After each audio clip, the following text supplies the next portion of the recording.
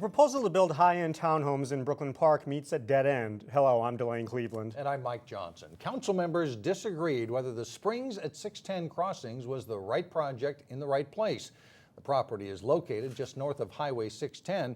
The disagreement centers on whether a more valuable project can be found for the site. We could choose instead to jumpstart this area that is desperate to be jump-started. Do we want this style of apartment on that piece of land? The proposal to build 340 townhome units on 25 acres has been debated for months. It would have been the first multifamily apartment built in Brooklyn Park in more than 20 years. Consideration was delayed since June while a task force looked into it.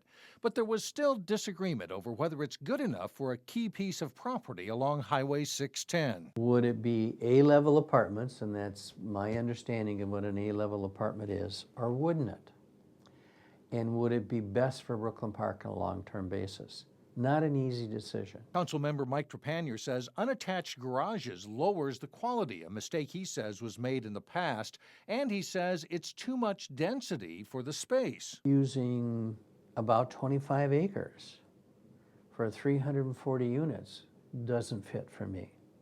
I do not believe it fits the comprehensive plan. For this property, Councilmember Rich Gates says the comprehensive plan should have been changed. This project is what Brooklyn Park needed. We've got thousands of jobs coming to this city with Target and Baxter and Olympus and now Prairie Care, and people want to live where they work.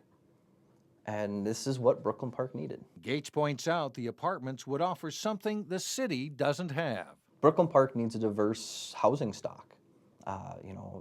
We have apartments in our city, in the southern part of the city, that are from the 1960s. They're all one bedrooms. So what happens next is unclear. Trepanier says it's worth waiting to get the best project possible. I believe we can afford to wait. And in fact, I'd phrase it stronger than that. I believe we need to wait. And for the bank that owns the property, it's back to the drawing board. This was the only proposal they've had, besides McDonald's and the Quick Trip, since they've owned the land, since they bought it out of foreclosure. So they don't know what to do now. They're back to the drawing board as well. Councilmember Trepanier says there is agreement that apartments are needed in the northern part of Brooklyn Park. He says this project might have worked somewhere else, just not along the 610 area.